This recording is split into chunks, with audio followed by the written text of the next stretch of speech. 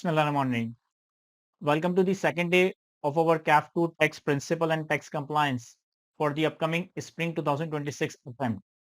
देखिए वैसे तो हमारी ये सेकंड क्लास है, लेकिन अगर मैं इस सब्जेक्ट के कोर्स कवरेज के हवाले से डिस्कस करूँ तो ये ऑफिशियली हमारी सब्जेक्ट की पहली क्लास है। रीजन बीइंग कि जो कल के दिन हमने सेशन कंडक्ट किया था वो बेसिकली इस सब्जेक्ट का एक ओरिएंटेशन सेशन था, जिसमें हमने सब्जेक्ट की सारी मोडालिटीज को डिटेल में कवर किया था।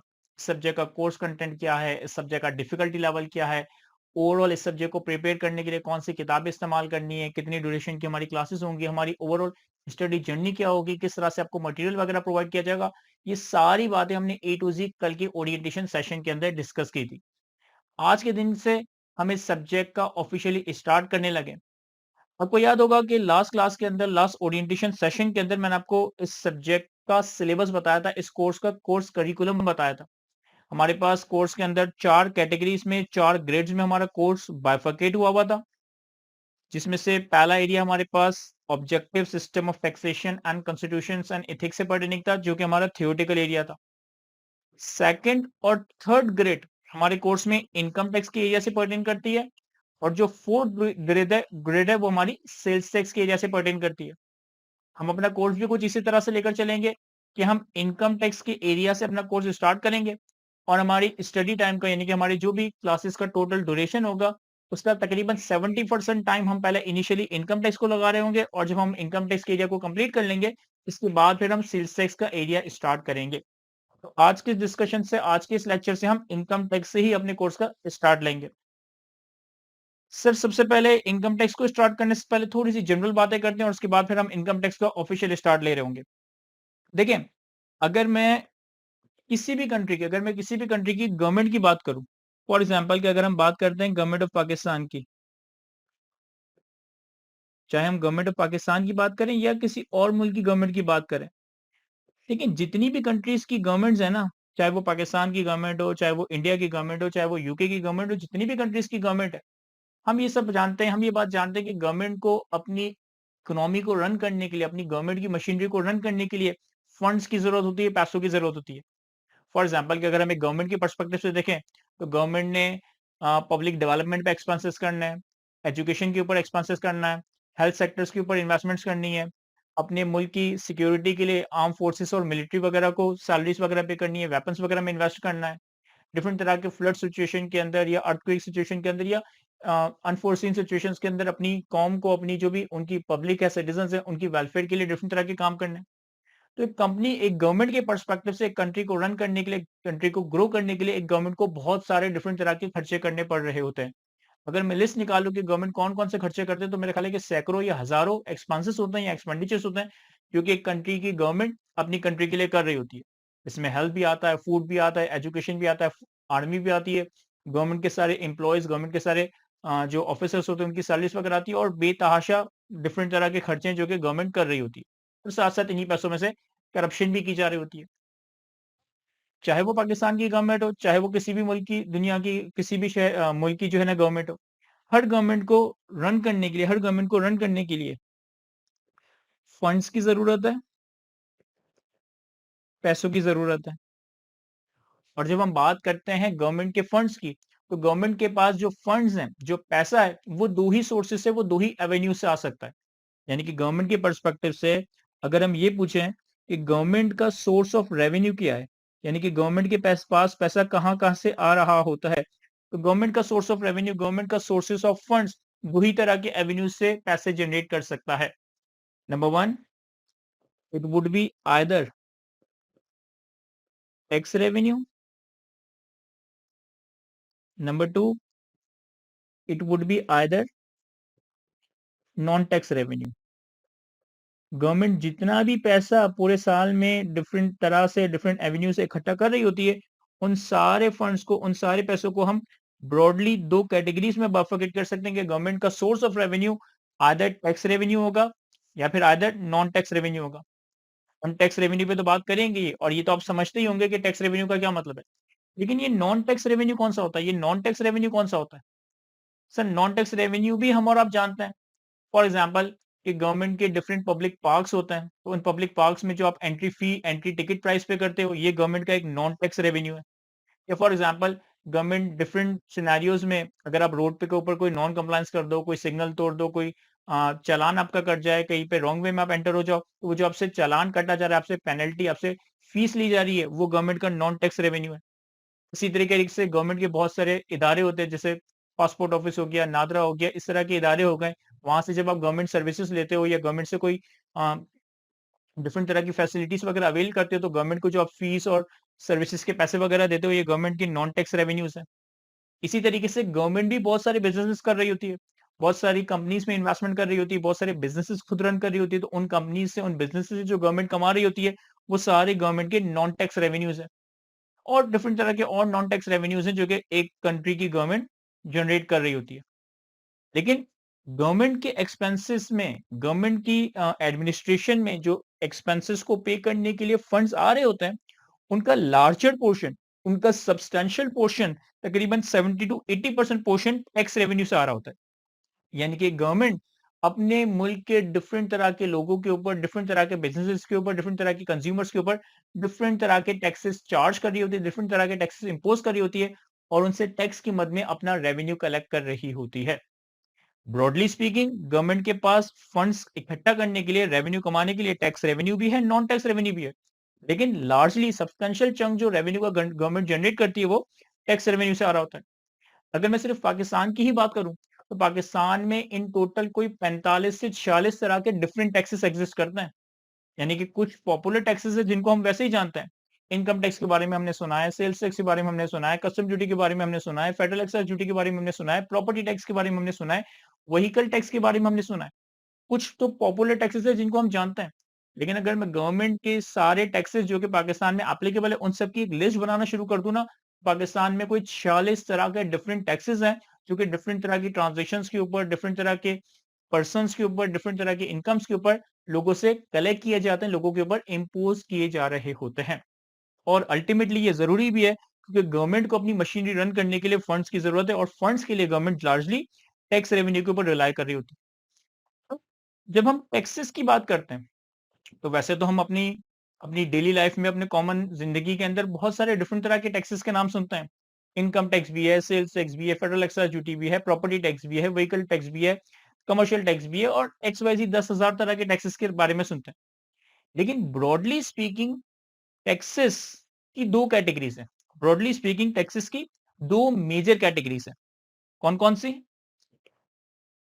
अगर मैं कैटेगरीज ऑफ टैक्सेस की बात करूं, तो ब्रॉडली स्पीकिंग टैक्सेस की दो कैटेगरीज हैं। One is direct tax and the second is indirect tax. हम बाय नेम बहुत सारी तरह के डिफरेंट टैक्सेस देखते हैं। Income tax, sales tax, federal excise duty, custom duty, property tax and so on, एक लंबी चौड़ी लिस्ट है। पाकिस्तान में कोई 46 तरह के टैक्सेस हैं। लेकिन इन सारे टैक्सेस की अगर हम ब्रॉड क्लासिफिकेशन करें ना, तो ये सारे टैक्सेस दो ब्रॉड कैटेगरीज में क्लासिफाई होते हैं। They can be either direct tax and और they can be either indirect tax. अब डायरेक्ट टैक्स और इनडायरेक्ट टैक्स में क्या फर्क है, इसको थोड़ा सा समझते हैं और फिर इनकम टैक्स के ऊपर आते हैं। डायरेक्ट टैक्स एक ऐसा टैक्स है जिसकी पेमेंट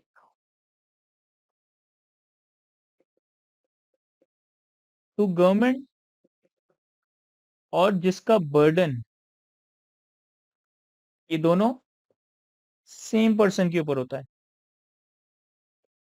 एक ऐसा टैक्स, इसका एक ऐसा टैक्स जिसकी गवर्नमेंट को पेमेंट और उसका बर्डन सेम पर्सन बर्दाश्त कर रहा हो, इस तरह के टैक्सेस को हम डायरेक्ट टैक्स कहते हैं। सर डेफिनेशन से हमें इतना अच्छा समझ नहीं आएगा, हम एग्जांपल से समझते हैं। इसकी मोस्ट कॉमन एग्जांपल है इनकम टैक्स। इसकी मोस्ट कॉमन एग्जांपल है इनकम टैक्स। देखिए, हम और आप, मैं या आप या आपके पेरेंट्स या आपके रिश्तेदार या आपके आसपास जितने भी डिफरेंट लोग हैं, वो कोई ना कोई इनकम जनरेट कर रहे होते हैं, वो कोई ना कोई इनकम कमा रहे होते हैं।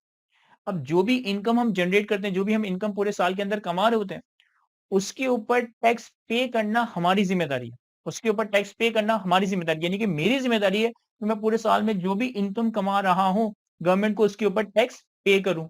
यानी कि पेमेंट कौन करेगा? मैं खुद करूँगा। और ये जो गवर्नमेंट को मैं टैक्स पे करूँगा, इसका बर्डन किसके ऊपर आएगा? इसको बर्दाश्त कौन कर रहा है? ये किसकी जेब से जा रहा है? सर ये मेरी जेब से जा रहा है, यानी कि इसका बर्डन भी मैं बर्दाश्त कर रहा हूँ। एक ऐसा टैक्स जिसकी पेमेंट और बर्डन सेम पर्सन के ऊपर हो, उसे हम डायरेक्ट टैक्स कह रहे होते हैं। मैं इनकम कमा रहा हूं तो मुझे ही उस इनकम के ऊपर टैक्स देना है और उसका बर्डन भी मुझे ही बर्दाश्त करना है, तो this is the example of direct tax. इसी तरीके से एक और एग्जांपल है प्रॉपर्टी टैक्स। फॉर एग्जांपल कि मेरे पास कराची में नॉर्थ नाजिबाबाद में लेट्स से कि 500 गज का एक प्लॉट है। अब इस प्लॉट के ऊपर मुझे हर साल लेट्स से कि प्रॉपर्टी टैक्स देना है। तो उस प्लॉट जो कि मैं ओन करता हूं उसके ऊपर जो मैं प्रॉपर्टी टैक्स पे करूंगा, किसने पे करना है? सर मैंने पे करना है। इस पे प्रॉपर्टी टैक्स आप पे करेंगे, इसका बर्डन कौन बर्दाश्त करेगा? सर वो भी मैं ही बर्दाश्त करूंगा। तो जहां पर टैक्सेस की पेमेंट और बर्डन सेम पर्सन के ऊपर हो, इसे हम डायरेक्ट टैक्स कह रहे होंगे। एक और एग्जाम्पल के तौर पे जक़ात। जक़ात हमारे लिए टैक्स नहीं है। जक़ात हमारी कोई लीगल ऑब्लिगेशन नहीं है। जक़ात हमारे लिए एक रिलीजियस ऑब्लिगेशन है। जक़ात हमारी लीगल ऑब्लिगेशन नहीं है, जक़ात हमारी रिलीजियस ऑब्लिगेशन है। लेकिन अगर आप जक़ात का भी नेचर समझे ना, तो जक़ात भी एक तरह से डायरेक्ट टैक्स की ही एग्जांपल है। अगर मेरे पास कोई वेल्थ है, मेरे पास सोना है, चांदनी है, पैसे है और डिफरेंट तरह के और एसेट्स वगैरह हैं, जिसको मैं पूरे साल होल्ड करके रखता हूँ। एज़ पर इस्लाम मेरी ज़िम्मेदारी बनती है कि मेरी जो भी वेल्थ है उसके ऊपर मुझे 2.5% के हिसाब से ज़कात पे करनी है। अब ये ज़कात पे करने की ज़िम्मेदारी किसकी है? सर अगर आप ओनर ऑफ वेल्थ है तो आपकी ज़िम्मेदारी है कि आप अपनी वेल्थ के ऊपर 2.5% से ज़कात पे करोगे। और ये जो मैं ज़कात पे करूँगा, इसका बर्डन यानी कि किसकी जेब से ये पैसे जा रहे होंगे? सर ये मेरी जेब से जा रहे होंगे, इसका बर्डन मैं बर्दाश्त कर रहा हूँगा। तो ज़कात भी एक तरह से डायरेक्ट टैक्स की ही एग्ज़ाम्पल है। तो ये कुछ एग्जांपल्स मैंने आपके सामने डिस्कस की डायरेक्ट टैक्स की। एक ऐसा टैक्स जिसकी पेमेंट और गवर्नमेंट सेम पर्सन के ऊपर हो। अगर हम इसकी और बहुत सी एग्जांपल डिस्कस करें तो प्रॉपर्टी टैक्स होता है, रोड टैक्स होता है, व्हीकल टैक्स होता है, डिफरेंट तरह के टैक्सेस होते हैं जो कि डायरेक्ट टैक्स की अम्ब्रेला में फॉल करते हैं। इसी के कंपैरिजन में अगर हम टैक्सेस की दूसरी कैटेगरी इनडायरेक्ट टैक्स की बात करें, इनडायरेक्ट टैक्स एक ऐसा टैक्स है कि जिसकी payment to government by one person but burden on another person. Indirect tax एक ऐसा टैक्स है जिसकी गवर्नमेंट को पेमेंट एक पर्सन कर रहा होता है, generally supply chain member, generally supply chain member. लेकिन इसका जो बर्डन है वो कोई और पर्सन बर्दाश्त कर रहा होता है, जनरली कस्टमर, जनरली कंज्यूमर। तो एक ऐसा टैक्स जिसकी पेमेंट एक पर्सन करे गवर्नमेंट को, लेकिन उसका बर्डन कोई और बर्दाश्त करे, इस तरह के टैक्स को हम इनडायरेक्ट टैक्स कह रहे होते हैं। सर इसकी एग्जांपल क्या है? सर इसकी मोस्ट कॉमन एग्जांपल होगी सेल्स टैक्स। इसकी मोस्ट कॉमन एग्जांपल होगी सेल्स टैक्स। अब सेल्स टैक्स इनडायरेक्ट टैक्स कैसे है? कैसे सेल्स टैक्स के केस में इसकी पेमेंट गवर्नमेंट को एक बंदा करता है लेकिन इसका बर्डन कोई और बर्दाश्त करता है, ये मैं आपको एग्जांपल से समझाता हूँ। फॉर एग्जांपल कि आपके मोहल्ले के अंदर एक दुकान है, आपके मोहल्ले के अंदर एक सप्लायर है, ठीक है? ये सप्लायर कुछ गुड्स आपको सेल करता है और आइडियली स्पीकिंग लेट्स से कि इस गुड्स की सेलिंग प्राइस है लेट्स से 100 रुपए। अब प्रैक्टिकली क्या होता है? प्रैक्टिकली सप्लायर क्या करते हैं, हम उसकी बात नहीं करें, हम कानून की बात करें। तो सप्लायर ने अगर आपको 100 रुपए की गुड्स सेल की है, तो पाकिस्तान में उसके ऊपर सप्लायर के ऊपर ये जिम्मेदारी है कि वो 100 रुपए की गुड्स के ऊपर आपसे 18% के हिसाब से सेल्स टैक्स, आपसे 18% के हिसाब से GST, general sales tax charge करे। यानी कि अगर वो आपको 100 रुपए की गुड्स बेच रहा है तो वो सिर्फ 100 रुपए की गुड्स नहीं बेच रहा होगा, बल्कि 100 रुपए की गुड्स के ऊपर 18% के हिसाब से sales tax, general sales tax charge करेगा और आपसे इन टोटलिटी 118 रुपए रिकवर करेगा। दूसरी तरफ आप हो यानी कि कस्टमर हो, सप्लायर ने 100 रुपए की गुड्स आपको सेल करी, 100 रुपए की गुड्स के ऊपर 18% के हिसाब से जनरल सेल्स टैक्स चार्ज किया और अल्टीमेटली अब आप इस सप्लायर को कितना पे कर दोगे? सर हम इस सप्लायर को पे कर देंगे 118, हमने उससे 118 रुपए की गुड्स खरीद ली। 100 रुपए की गुड्स खरीदी, 100 रुपए के ऊपर 18% से सेल्स टैक्स पे कर दिया। अब ये सप्लायर क्या करेगा? ये सप्लायर क्या करेगा? सप्लायर 100 रुपए रिटेन कर लेगा, सप्लायर 100 रुपए रिटेन कर लेगा। क्यों? क्योंकि 100 रुपए की उसने हमें गुड्स बेची थी, 100 रुपए इस सप्लायर के थे। लेकिन ये जो ओवर एंड अबव 18 रुपए इसने आपसे रिकवर किए, ओवर एंड अबव जिसने 18 रुपए आपसे कलेक्ट किए, सप्लायर लीगली स्पीकिंग ये 18 रुपए गवर्नमेंट को पे कर देगा। लीगली स्पीकिंग देखें, प्रैक्टिकली लोग पे करते ही नहीं करते, वो एक अलग मसला है। हम लीगली बात कर रहे हैं, हम बाय बुक्स बात कर रहे हैं। तो सप्लायर ने जो 18 रुपए का सेल्स टैक्स आपसे रिकवर किया वो अपनी जेब में नहीं रख सकता, लीगली वो उसे गवर्नमेंट ऑफ पाकिस्तान को पे करना पड़ेगा। इस एग्जाम्पल में payment of tax, payment of tax to government, government को टैक्स पे किसने किया? सर गवर्नमेंट को टैक्स पे किया सप्लायर ने, लेकिन इसका बर्डन किसने बर्दाश्त किया? सर बर्डन ऑन कस्टमर, क्योंकि आपने ऐसा कस्टमर 100 रुपए की चीज के ऊपर ओवर एंड अबव 18 रुपए यानी कि इन टोटालिटी 118 पे किए। आपको अपने घर में वो चीज कितने की पड़ी? 118 रुपए की। आपको अपनी जेब से कितने देने पड़े? 118 रुपए। यानी कि इसका बर्डन कस्टमर ने बर्दाश्त किया। तो सेल्स टैक्स एक इनडायरेक्ट टैक्स की मिसाल यूं है कि सेल्स टैक्स को पे करना, सेल्स टैक्स को गवर्नमेंट को पे करना सप्लाई चेन मेंबर की जिम्मेदारी है। लेकिन इसका जो अल्टीमेट बर्डन है वो एंड कंज्यूमर, वो फाइनल कंज्यूमर बर्दाश्त कर रहा होता है in the form of higher price of goods and services. 100 रुपए की चीज खरीद रहा है, लेकिन 100 रुपए की चीज के अगेंस्ट 118 रुपए देने पड़ रहे हैं, हायर प्राइस देनी पड़ रही है। इसका बर्डन कस्टमर बर्दाश्त कर रहा है, लेकिन इसकी पेमेंट जो गवर्नमेंट को है वो सप्लाई चेन मेंबर कर रहा है। इस वजह से सेल्स टैक्स एक इनडायरेक्ट टैक्स की मिसाल है। सर और क्या एग्जांपल हो सकती है? सर और सिर्फ एग्जांपल के लिए बता रहा हूं, हम अभी इसको डिटेल में समझेंगे ही नहीं, किसी लेटर स्टेज पे समझेंगे।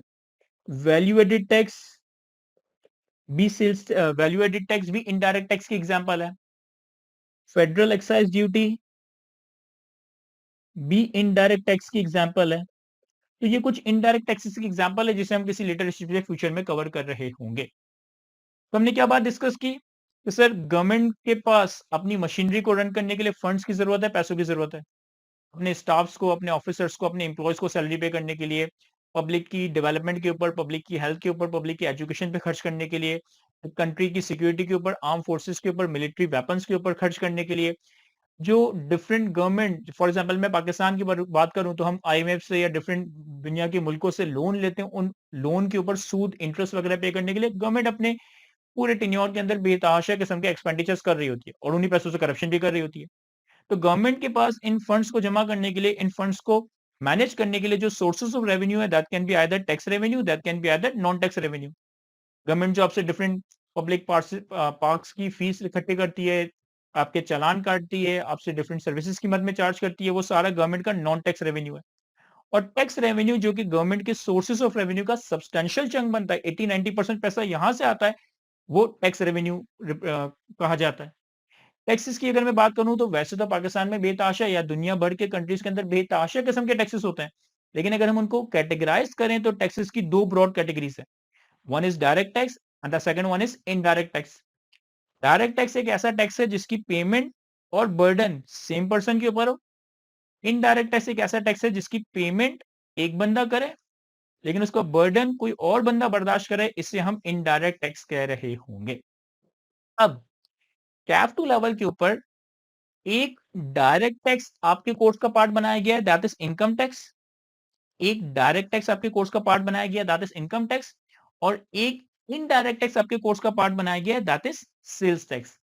कैफ टू लेवल के ऊपर हम दो तरह के टैक्स कवानीन को कवर करेंगे। पहला है इनकम टैक्स जो कि एग्जाम्पल है डायरेक्ट टैक्स की, दूसरा है सेल्स टैक्स जो कि एग्जाम्पल है इनडायरेक्ट टैक्स की। जब इंशाल्लाह आप लोग सीए फाइनल में एडवांस टैक्सेशन के पेपर में आ जाओगे तब आप फेडरल एक्साइज ड्यूटी का कानून भी कवर करोगे। सीए फाइनल लेवल पे एडवांस टैक्सेशन में हम एफईडी फेडरल एक्साइज ड्यूटी का भी लॉ कवर करेंगे, लेकिन फॉर द टाइम बीइंग आपने एक डायरेक्ट टैक्स कवर करना है, दैट इज इनकम टैक्स, और एक इनडायरेक्ट टैक्स कवर करना है, दैट इज सेल्स टैक्स। अब चलते हैं हम इनकम टैक्स के हवाले से इनकम टैक्स के ऊपर बात करते हैं। अब देखिए, अगर मैं इनकम टैक्स की बात करूं, कि पाकिस्तान में जितने भी लोग जितनी भी तरह की इनकम कमा रहे होते हैं, इसके ऊपर कोई ना कोई टैक्स पे कर रहे होते हैं, कोई ना कोई इनकम टैक्स पे कर रहे होते हैं। लेकिन ऑब्वियसली अगर आप इनकम टैक्स पे कर रहे हो अपनी इनकम पे, तो इसके बैक पे कोई ना कोई कानून तो होगा ना। बगैर किसी कानून के, बगैर किसी गवर्नमेंट रूल्स एंड रेगुलेशन के हम वॉलंटरली तो टैक्स पे नहीं कर रहे होंगे। गवर्नमेंट ने कोई ना कोई कानून बनाया होगा जिसको फॉलो करते हुए हम टैक्स पे कर रहे होंगे। फॉर एग्जाम्पल, आप जब रोड पे कोई अपनी बाइक या मोटर व्हीकल या कार वगैरह रन कर रहे होते हो, तो आप सिग्नल पे रुकते हो या रुकते हो वो अलग बात है, लेकिन रुकना चाहिए। डिफरेंट तरह के जो ट्रैफिक के कानून वगैरह उनकी कंप्लायंस करनी चाहिए। ये सारी चीजें आप वॉलंटरली नहीं कर रहे होते। इसके पीछे कोई ना कोई road regulations, road rules and regulation exist करते होंगे कि अगर आपने सिग्नल तोड़ा तो आपको इतनी फाइन, इतना चालान, इतनी पेनल्टी देनी पड़ेगी। अगर आपने रॉन्ग लेन में या रॉन्ग वे अपनी कार या बाइक रन की तो इतना फाइन, इतनी पेनल्टी पे करनी पड़ेगी। तो हम जितनी भी चीजें कंट्री के अंदर, पाकिस्तान के अंदर फॉलो कर रहे हो, तो उसके पीछे डेफिनेटली कोई ना कोई कानून होता है, कोई ना कोई रूल एंड रेगुलेशंस होता है। इसी तरीके से अगर पाकिस्तान में हम इनकम टैक्स की बात करें, तो हम लोग डिफरेंट तरह की इनकम के ऊपर इनकम टैक्सेस पे कर रहे होते हैं। चाहे हम सैलरी कमा रहे हो, चाहे हम बिज़नेस इनकम कमा रहे हो, चाहे हम रेंटल इनकम कमा रहे हो, चाहे हम डिविडेंड इनकम कमा रहे हो, चाहे हम इंटरेस्ट इनकम कमा रहे हो, डिफरेंट तरह की इनकम के ऊपर हम इनकम टैक्सेस पे कर रहे होते हैं। तो सवाल ये क्रिएट होता है कि किस कानून के तहत, किस लॉ के तहत मैं और आप या डिफरेंट कंपनीज या डिफरेंट बिज़नेसेस अपनी इनकम के ऊपर इनकम टैक्सेस पे करते हैं। तो सर उस कानून का नाम है income tax ordinance 2001। Income tax ordinance 2001। Income tax ordinance 2001 का लॉ है जो कि पाकिस्तान में एप्लीकेबल है, जिसके तहत मैं, आप, different companies, different business, different तरह के लोग अपनी इनकम के ऊपर टैक्सेस पे कर रहे होते हैं, अपनी इनकम के ऊपर इनकम टैक्सेस पे कर रहे होते हैं। और हमारे कैफ 2 के इस इनकम टैक्स के एरिया में जो कानून हम बेसिकली कवर करेंगे वो यही इनकम टैक्स ऑर्डिनेंस 2001 का कानून है। अच्छा, इनकम टैक्स ऑर्डिनेंस 2001 के साथ साथ पैरेलल हम इनकम टैक्स रूल्स भी कवर कर रहे होंगे।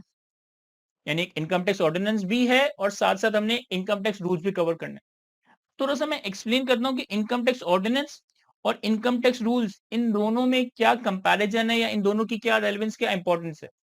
अगेन, हम एग्जांपल लेने के लिए थोड़ा सा रिलीजियस साइड पे देखेंगे। देखें, बीइंग अ मुस्लिम, मैं और आप, हमारे लिए जो होली बुक है वो है होली कुरान। यानी कि एज अ मुस्लिम, इस्लाम की जितनी भी टीचिंग्स हैं, अल्लाह ताला के जितने भी अहकामात है, उसके लिए हमारे पास होली बुक है, होली कुरान की फॉर्म में। जितनी भी इस्लाम की फॉलोइंग्स हैं, जितनी भी इस्लाम की टीचिंग्स हैं, वो सारी की सारी के लिए हमें डिवाइन किताब अगर देखनी है तो हमारे पास होली बुक ऑफ कुरान है। यानी किस मामलात में किस तरह से डील करना है, किस तरह से शरीयत का क्या कानून है, क्या प्रिंसिपल्स हैं, क्या रेगुलेशंस हैं, उसको फॉलो करने के लिए हमारे पास होली कुरान है। लेकिन उसी होली कुरान की कंप्लायंस के लिए, उसी होली कुरान को फॉलो करने के लिए, अडॉप्ट करने के लिए, हमारे पास रास्ता दिखाने के लिए आप सल्लल्लाहु अलैहि वसल्लम की हदीस और उसवा हसना मौजूद है। यानी कि कुरान शरीफ के अंदर अगर कोई अहकाम दिया हुआ है कि हमें नमाज पढ़नी है, रोजे रखने हैं, ज़कात देनी है, लेकिन प्रैक्टिकली उन चीज़ों को कैसे परफॉर्म करना है, प्रैक्टिकली उनकी जो डिटेल कॉम्प्लेक्सिटीज़ है, उनके केसेस में क्या चीज़ फॉलो करनी है, इसकी हेल्प के लिए हम क्या करते हैं? इस चीज़ के लिए हम रसूल सल्लल्लाहु अलैहि वसल्लम की हदीस वगैरह को देखते हैं, उनकी उसवा हसना को फॉलो करते हैं। सेम इसी तरीके से इनकम टैक्स ऑर्डिनेंस और इनकम टैक्स रूल का मामला है। इनकम टैक्स ऑर्डिनेंस इनकम के हवाले से यूं कह लें कि डिवाइन लॉ है। यानी ये वो कानून है जो कि ये बताता है कि डिफरेंट तरह के इनकम के ऊपर टैक्स लगाया जाएगा, कितना लगाया जाएगा, एंड सो। लेकिन जब इन इनकम टैक्सेस के ऑर्डिनेंस की एप्लीकेशन की बात आती है, तो बहुत सारी प्रैक्टिकल सिचुएशंस अराइज होती है, बहुत सारी प्रैक्टिकल कॉम्प्लिकेसिटीज अराइज होती है, बहुत सारी डिफिकल्टीज अराइज होती है, बहुत सारी प्रैक्टिकल कंफ्यूजन अराइज होती है। उन्हीं चीजों को एड्रेस करने के लिए, हमारे पास साथ साथ इनकम टैक्स रूल्स भी चल रहे होंगे। यानी कि ये हमारा डिवाइन लॉ है जिसमें सारी टैक्सेशन के मोटे मोटे बड़े प्रिंसिपल्स डिफाइन किए गए, लेकिन उनकी जो बारीकियां हैं, उनके जो प्रैक्टिकल मामला हैं, प्रैक्टिकल इंप्लीकेशन है, प्रैक्टिकल डिफिकल्टीज हैं, उनके लिए हमारे पास इनकम टैक्स रूल्स मौजूद है। अब इनकम टैक्स ऑर्डिनेंस एक किताब है, एक कानून की किताब है। जितनी भी किताबें दुनिया में एग्जिस्ट करती हैं, उनका कोई ना कोई स्ट्रक्चर होता है, कोई ना कोई फॉर्मेट के ऊपर वो किताब बनाई जाती है। फॉर एग्जाम्पल, कि अगर आप कोई स्टोरी बुक उठाते हो, तो स्टोरी बुक में आपके पास हो सकता है कि चैप्टर्स आ रहे हो या किसी और फॉर्मेट पे सीरीज चल रही हो। तो फॉर एग्जाम्पल, हमने अपने करिकुलम के अंदर जितनी किताबें पढ़ी, जनरली हम अपने करिकुलम की किताबों में क्या देखते हैं, चैप्टर 1, चैप्टर 2, चैप्टर 3, इस तरह से चीजें चल रही होती हैं। कुरान शरीफ की अगर मैं बात करूं तो कुरान शरीफ का स्ट्रक्चर किस तरह का है? कुरान शरीफ का स्ट्रक्चर इस तरह का है कि उसमें 30 पारे हैं, मल्टीपल सूरत्स हैं, सूरत के अलावा फिर मल्टीपल रुकू, आयत, इस तरह का सिलसिला चल रहा होता है। या अगर कुरान शरीफ की ही हम अगर एग्जांपल समझे तो कुरान शरीफ का स्ट्रक्चर देखिए कैसा है। कुरान शरीफ के अंदर 30 पारे, हर पारे के अंदर मल्टीपल हमारे पास सूरत आ रही होती है, सूरत के अंदर डिफरेंट आयत आ रही होती है और इस तरीके से मामला चल रहा होता है। इनकम टैक्स ऑर्डिनेंस की अगर मैं स्ट्रक्चर की बात करूं, इनकम टैक्स ऑर्डिनेंस के स्ट्रक्चर में पहले तो दो बड़ी अहम चीजें आएंगी। One is chapters and the second one is schedules. One is chapters and the second one is schedules. Income tax ordinance में बहुत सारे चैप्टर्स मौजूद है। हर चैप्टर का डेफिनेटली कोई ना कोई एक स्पेसिफिक एजेंडा है, हर चैप्टर का कोई ना कोई एक स्पेसिफिक पर्पस है। अब जब हम इनकम टैक्स ऑर्डिनेंस के चैप्टर्स में जाते हैं ना, तो हर चैप्टर के अंदर मल्टीपल सेक्शंस आ रहे होते हैं। हर सेक्शंस के अंदर मल्टीपल सब सेक्शंस आ रहे होते हैं। हर सब सेक्शन के अंदर मल्टीपल क्लॉजेस आ रहे होते हैं। हर क्लॉज के अंदर मल्टीपल सब क्लॉजेस एंड देन मल्टीपल प्रोवाइजोस आ रहे होंगे। इनकम टैक्स का स्ट्रक्चर किस तरह से है कि इनकम टैक्स ऑर्डिनेंस 2001 को पहले तो दो कैटेगरीज में हम बाइफरकेट कर सकते हैं। एक हिस्से में हमारे पास डिफरेंट चैप्टर्स आ रहे होंगे, एक हिस्से में हमारे पास डिफरेंट शेड्यूल्स आ रहे होंगे। शेड्यूल पे मैं थोड़ी देर पे आता हूँ। जब आप इनकम टैक्स ऑर्डिनेंस के डिफरेंट चैप्टर्स देखते हो ना, फॉर एग्जांपल सैलरी का अलग चैप्टर है, इनकम फ्रॉम बिजनेस का अलग चैप्टर है, कैपिटल गेन का अलग चैप्टर है, डिफरेंट तरह के मामला के अलग अलग चैप्टर्स दिए गए। हर चैप्टर के अंदर आपको मल्टीपल सेक्शंस नजर आएंगे। हर सेक्शन के अंदर मल्टीपल सब सेक्शंस नजर आएंगे।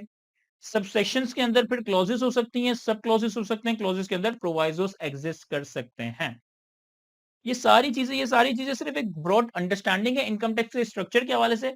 लॉ को पढ़ते हुए, लॉ को अप्लाई करते हुए जब हम लॉ पर आएंगे तो मैं आपको बताऊंगा कि इन सारी चीजों को किस तरह से हम अप्लाई कर रहे होते हैं, किस तरह से हम इंटरप्रेट कर रहे होते हैं। इसके अलावा चैप्टर्स के बाद इनकम टैक्स में एक चीज गिवन है, दैट इज शेड्यूल्स। देखिए शेड्यूल्स को हम कैसे समझ सकते हैं। जनरली जब हम कोई बिजनेस रिपोर्ट या रिपोर्ट राइटिंग वगैरह करते हैं, तो रिपोर्ट में क्या होता है कि एक हमारे पास मेन रिपोर्ट का कंटेंट आ रहा होता है और उसी तरह रिपोर्ट के साथ कुछ एनेक्जर्स अटैच होते हैं। अगर आप में से किसी ने पहले रिपोर्ट राइटिंग की है या कभी रिपोर्ट देखी है या आने वाले वक्तों में अगर आप रिपोर्ट वगैरह देखोगे, तो रिपोर्ट जनरली किस तरह से होती है कि एक तो रिपोर्ट की मेन बॉडी होती है, रिपोर्ट का मेन कंटेंट आता है और उसके साथ साथ फिर कुछ अटैचमेंट्स होती है, कुछ एनेक्जर्स होते हैं। तो शेड्यूल भी यूं कह लें कि इनकम टैक्स ऑर्डिनेंस के एनेक्जर्स ही हैं, लेकिन इक्वली इंपॉर्टेंट है, इक्वली एप्लीकेबल है। In totality income tax ordinance के अंदर कोई 14-15 तरह के शेड्यूल्स दिए गए हैं, कुछ 14-15 डिफरेंट शेड्यूल्स दिए गए हैं। लेकिन for the time being Kaif level पे आपने 3 शेड्यूल्स कवर करना है, that is first schedule, second schedule and the third schedule. वैसे तो इनकम टैक्स ऑर्डिनेंस में शेड्यूल्स के अंदर इन टोटलिटी कोई 14-15 शेड्यूल्स हैं, लेकिन कैफ लेवल पे आप सिर्फ 3 शेड्यूल्स कवर करोगे, that is first schedule, second schedule and third schedule. बाकी की रिमेनिंग शेड्यूल हम इंशाल्लाह सीए फाइनल लेवल पे कवर कर रहे होंगे। अब ये शेड्यूल्स क्या हैं? ये एनेक्जर्स क्या हैं? सर हर शेड्यूल का कोई ना कोई एक स्पेसिफिक पर्पस है, हर शेड्यूल का कोई ना कोई एक स्पेसिफिक यूज है। फॉर एग्जांपल कि अगर मैं फर्स्ट शेड्यूल की बात करूं, तो first schedule rates of taxes का है। First schedule rates of taxes का है, यानी कि डिफरेंट तरह की इनकम्स के ऊपर क्या टैक्स रेट्स अप्लाई होंगे, डिफरेंट तरह की इनकम्स के ऊपर क्या टैक्स रेट्स अप्लाई होंगे, ये सारे टैक्स रेट्स हमें फर्स्ट शेड्यूल में नजर आ रहे होंगे। फॉर एग्जांपल कि सैलरी पे क्या टैक्स रेट अप्लाई होगा, डिविडेंड पे क्या टैक्स रेट अप्लाई होगा, इंटरेस्ट पे क्या टैक्स रेट अप्लाई होगा, रेंटल इनकम पे क्या टैक्स रेट अप्लाई होगा। तो डिफरेंट तरह की इनकम्स के ऊपर डिफरेंट टैक्स रेट लगते हैं। कंपनी के लिए अलग लगते हैं, इंडिविजुअल के लिए अलग लगते हैं, पार्टनरशिप फर्म के लिए अलग टैक्स रेट लगते हैं। तो जितनी भी तरह के टैक्स रेट्स हैं वो इनकम टैक्स ऑर्डिनेंस के फर्स्ट शेड्यूल के अंदर प्रोवाइड किए गए हैं, फर्स्ट शेड्यूल के अंदर दिए गए। किसी भी इनकम का में ये जानना है कि इसके ऊपर टैक्स रेट क्या अप्लाई होगा, हम इसके लिए इनकम टैक्स ऑर्डिनेंस का फर्स्ट शेड्यूल देख रहे होंगे। एग्जाम पर्सपेक्टिव से आपको रेट्स याद करने की जरूरत नहीं है। एग्जाम पर्सपेक्टिव से आपको रेट्स याद करने की जरूरत नहीं है, क्योंकि ये हमारे क्वेश्चन पेपर में गिवन होता है, क्योंकि ये हमारे क्वेश्चन पेपर में गिवन होता है। जो भी सवाल के अंदर आपके पास इनकम वगैरह दी जा रही होगी, उसके ऊपर जो टैक्स रेट्स अप्लाई करना है वो आपको रिटेन करने की जरूरत नहीं, क्योंकि ये हमारे कैफ के एग्जाम में क्वेश्चन पेपर के साथ गिवन होते हैं।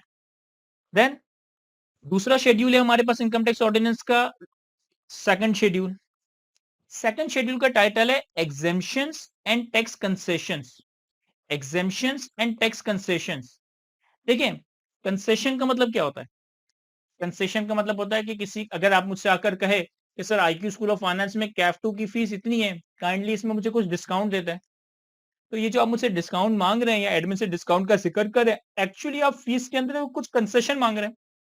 एक्चुअली आप फीस के अंदर कुछ कंसेशन मांग रहे हैं। इसी तरीके से टैक्स लॉ में भी टैक्सेस के अगेंस्ट हमें डिफरेंट जगहों पर कंसेशन यानी कि डिफरेंट जगहों पर रिलीफ दिया जा रहा होता है। डिफरेंट जगहों पर टैक्सेस से कुछ बचत दी जा रही होती है, जिसके लिए हम टैक्स लॉ में लफ्ज इस्तेमाल करते हैं कंसेशंस का और एग्जेम्पशंस का। यानी कि अगर लॉ मेकर चाहे, गवर्नमेंट ऑफ पाकिस्तान चाहे, तो डिफरेंट तरह की इनकम्स के ऊपर, डिफरेंट तरह के टैक्सेस के ऊपर कुछ ना कुछ कंसेशंस, कुछ ना कुछ एग्जेम्पशंस प्रोवाइड कर देती है। फॉर एग्जाम्पल की मोटी-मोटी बातें आप जानते हैं कि पाकिस्तान में एग्रीकल्चर इनकम एग्जेम्प्ट है। पाकिस्तान में एग्रीकल्चरल इनकम एग्जेम्प्ट है। अगर पाकिस्तान में आप खेती-बाड़ी करके एग्रीकल्चर इनकम कमाते हो, तो इसके ऊपर आपको कोई टैक्स पे नहीं करना होता। This is called exemption, this is called exemption and concession. और इस तरह से बहुत सारी और इनकम्स है जो कि हम वक्त के साथ-साथ आने वाले वक्तों में कवर करेंगे। फिलहाल मैं सिर्फ आपको इनकम टैक्स का स्ट्रक्चर समझा जाना चाह रहा हूँ। तो सेकंड शेड्यूल हमारे पास एग्जेम्पशंस एंड टैक्स कंसेशंस का है। आसान अल्फाजों में ये टैक्स पेयर के फायदे का शेड्यूल है। ये टैक्स पेयर के फायदे का शेड्यूल है। यानी कि लॉ मेकर को जब भी टैक्स पेयर को कोई फायदा देना होगा, टैक्स पेयर को कोई रिलीफ देना होगा, टैक्स पेयर की किसी इनकम को एग्जेम्प्ट करना होगा, टैक्स पेयर को कोई कंसेशन देना होगा, इसका जिक्र हमें सेकंड शेड्यूल में मिल रहा होगा। इसका जिक्र हमें सेकंड शेड्यूल में मिल रहा होगा। और तीसरा शेड्यूल जो कि हमने कैफ लेवल पे कवर करना है, दैट इज थर्ड शेड्यूल, जिसमें हमारे पास रेट्स ऑफ डेप्रिसिएशन प्रोवाइडेड है। देखें, एक डेप्रिसिएशन तो आप अकाउंटिंग में कैलकुलेट करते हो, एक डेप्रिसिएशन तो आप IAS 16 property plant and equipment के स्टैंडर्ड के तहत कैलकुलेट करते हो। हमने आईएस 16 में ये बात पढ़ी है कि प्रॉपर्टी प्लांट एंड इक्विपमेंट को डेप्रिशिएट करने के हमारे पास डिफरेंट मेथड्स होते हैं। स्ट्रेट लाइन पे डेप्रिशिएट किया जाता है, रिड्यूसिंग बैलेंस मेथड पे डेप्रिशिएट किया जाता है, सम ऑफ डिजिट मेथड पे डेप्रिशिएट किया जाता है, यूनिट प्रोडक्शन मेथड पे डेप्रिशिएट किया जाता है। ये आईएस 16 का अकाउंटिंग का तरीकेकार है। लेकिन टैक्स लॉस में एसेट को डेप्रिशिएट करने के लिए डिफरेंट तरीके का डिफरेंट मैकेनिज्म प्रोवाइडेड है। और टैक्स लॉ में उन्हीं डेप्रिसिएशन को कैलकुलेट करने के लिए जो रेट्स दिए गए कि बिल्डिंग को किस रेट पे डेप्रिशिएट करना है, व्हीकल को किस रेट पे डेप्रिशिएट करना है, प्लांट एंड मशीनरी को किस रेट पे डेप्रिशिएट करना है, ये रेट्स हमारे पास इनकम टैक्स ऑर्डिनेंस के थर्ड शेड्यूल में प्रोवाइडेड है। क्विकली मैं ये सारी बातें रिपीट करता हूं। पाकिस्तान में मैं, आप, different companies, different businesses, different तरह के लोग अपनी इनकम के ऊपर जो इनकम टैक्स पे करते हैं, उसके बैक पे जो कानून है, उसके बैक पे जो इनकम टैक्स लॉ एप्लीकेबल है, this is income tax ordinance 2001। और इनकम टैक्स ऑर्डिनेंस 2001 को ही हेल्प करने के लिए, असिस्ट करने के लिए इसके साथ साथ पैरेलल इनकम टैक्स रूल्स भी अवेलेबल है। यानी कि यहाँ पे हमारे पास डिवाइन लॉ है, यहाँ पे हमारे पास एप्लीकेशन ऑफ लॉ के हवाले से कुछ गाइडेंस प्रोवाइडेड है। इनकम टैक्स ऑर्डिनेंस 2001 की अगर मैं स्ट्रक्चर की बात करूं तो इसमें दो कैटेगरीज या दो ब्रॉड बाइफर्केशंस हैं। Number one is chapters, number two is schedule. Multiple तरह के चैप्टर्स हैं जो कि वक्त के साथ साथ आप मेरे साथ कवर करोगे। सारे हम कैफ टू लेवल पे कवर नहीं करेंगे। कैफ टू लेवल पे कुछ चैप्टर्स हमारे कोर्स का पार्ट है। रिमेनिंग एडवांस चैप्टर्स आप इंशाल्लाह सीए फाइनल लेवल पे कवर करोगे। चैप्टर्स की जब अंदर हम देखते हैं तो चैप्टर्स के अंदर मल्टीपल सेक्शंस आ रहे होते हैं, सब सेक्शंस आ रहे होते हैं, क्लॉजेस आ रहे होते हैं, सब क्लॉजेस आ रहे होते हैं, प्रोवाइजोस आ रहे होते हैं एंड सो ऑन। चैप्टर्स के साथ साथ ही हमारे पास इनकम टैक्स ऑर्डिनेंस में शेड्यूल चल रहे होते हैं। वैसे तो इन टोटालिटी इनकम टैक्स ऑर्डिनेंस में कोई 14-15 तरह के शेड्यूल्स हैं, लेकिन कैफ लेवल पे हमने सिर्फ इन तीन शेड्यूल्स को फोकस करना है। First schedule, second schedule and third schedule. First schedule में हमारे पास डिफरेंट तरह के टैक्स रेट्स प्रोवाइडेड हैं।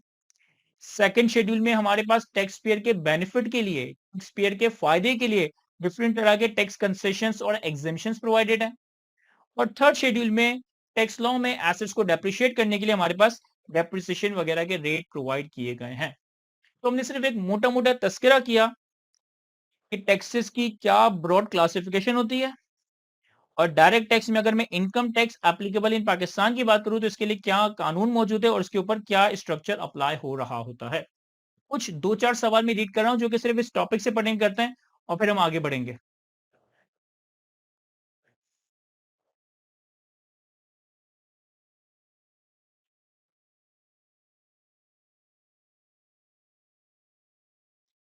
देखिए, स्टूडेंट ने सवाल किया है कि सर इनडायरेक्ट टैक्स में जो सेल्स टैक्स आपने बात की, हमने जीएसटी का नाम सुना है, हमने जीएसटी का नाम सुना है, हमने वैल्यू एडेड टैक्स का नाम सुना है। तो क्या जीएसटी और वैल्यू एडेड टैक्स सेम चीज होती है? The answer is yes. General sales tax, GST means general sales tax and VAT means value added tax. ये नेचर वाइज सेम चीज ही है। लेटर स्टेज में मैं आपके साथ डिस्कस करूंगा कि वैल्यू एडेड टैक्स एक कॉन्सेप्ट है लेकिन पाकिस्तान में इसी वैल्यू एडेड टैक्स को जनरल सेल्स टैक्स के नाम से पुकारा जाता है। वैल्यू एडेड टैक्स एक कॉन्सेप्ट ऑफ टैक्स लॉ है, लेकिन पाकिस्तान में इसे वैल्यू एडेड टैक्स नहीं बल्कि जनरल सेल्स टैक्स जीएसटी के नाम से पुकारा जाता है। लेकिन principally GST and value added sales tax ये दोनों सेम चीजें हैं।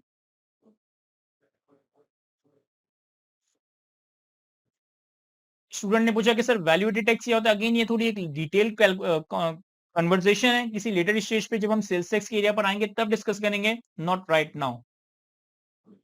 एक स्टूडेंट ने कहा कि सर ये जो इनकम टैक्स ऑर्डिनेंस पाकिस्तान में एप्लीकेबल है, क्या ये हर साल अपडेट होता है? द आंसर इज यस, ये हर साल अपडेट होता है। आपने जनरली हर साल मई और जून के महीनों के अंदर न्यूज चैनल्स में ये न्यूज वगैरह देखी होगी कि बजट आने वाला है, बजट की स्पीच चल रही है, बजट का पार्लियामेंट में सेशन हो रहा है, बजट पास होने वाला है। तो ये जो हम अक्सर मई और जून के महीने में बजट्स के हवाले से डिफरेंट न्यूज वगैरह गवर्नमेंट के न्यूज चैनल्स वगैरह पे सुन रहे होते हैं, ये बजट में टैक्स लॉस में ही चेंजेस लाई जा रही होती है। नए तरह के टैक्सेस ऐड किए जा रहे होते हैं, कुछ तरह के टैक्सेस को डिलीट किया जा रहा होता है, कहीं पर टैक्स रेट बढ़ाया जाता है, कहीं पर टैक्स रेट कम किया जा रहा होता है। तो ये जो हर साल बजट के फॉर्म में गवर्नमेंट आपके सामने डॉक्यूमेंट प्रेजेंट करती है ना, ये बेसिकली टैक्स लॉ में चेंजेस ही कर रही होती है। कहीं पे नए टैक्सेस ऐड किए जाते हैं, कहीं पे पुराने टैक्सेस को डिलीट किया जाता है, कहीं रेट बढ़ाया जाता है, कहीं टैक्स रेट्स कम किया जा रहा होता है। एक स्टूडेंट ने कहा कि सर शेड्यूल्स क्यों होते हैं? ये सारी बातें जो शेड्यूल में दी हुई है वो चैप्टर्स में भी तो प्रोवाइड की जा सकती है। यस बिल्कुल, ये सारी बातें जो चैप्टर्स शेड्यूल्स में दी हुई है वो चैप्टर्स में भी प्रोवाइड की जा सकती है। लेकिन हर चीज को प्रेजेंट करने का एक अंदाज होता है ना, हर चीज को प्रेजेंट करने की एक खूबसूरती होती है ना। फॉर एग्जाम्पल बताने को मैं सारी बातें एक पैरा की फॉर्म में एक साथ कुछ सब कुछ लिख दूं, एससी की फॉर्म में एक साथ सब कुछ लिख दूं, लेकिन जब स्ट्रक्चर नहीं होगा, पढ़ने वाले को समझने वाले को बहुत ज्यादा मुश्किलात होगी। तो चीजों को स्ट्रक्चर देने के लिए लॉ मेकर ने इस तरह का स्ट्रक्चर बनाया। जिस तरह मैंने कुरान शरीफ की एग्जांपल दी कि कुरान शरीफ में हमारे पास कुरान शरीफ का स्ट्रक्चर किस तरह से है कि कुरान शरीफ को 30 पारों में डिवाइड किया गया है, फिर सूरतों में डिवाइड किया गया है, फिर हर सूरत में आयत आ रही होती है। इसी तरीके से ये बस स्ट्रक्चरिंग का एक तरीकेकार है। हमारे लिए चैप्टर्स और शेड्यूल दोनों ही इक्वली इंपॉर्टेंट बात है। जो बात चैप्टर्स में लिखी है वो भी हमने फॉलो करनी है, जो बात शेड्यूल्स में लिखी है वो भी हमने फॉलो करनी है, जो बात इनकम टैक्स रूल्स में लिखी है वो भी हम फॉलो कर रहे होंगे।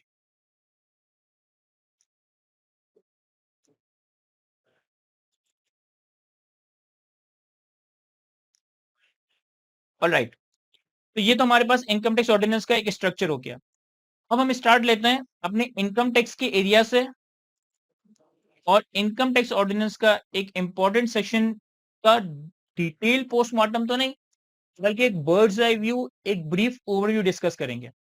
लेकिन जैसा कि मैंने आपको बताया कि डिफरेंट तरह के चैप्टर्स, हर तरह के चैप्टर्स के अंदर मल्टीपल सेक्शंस आ रहे होंगे।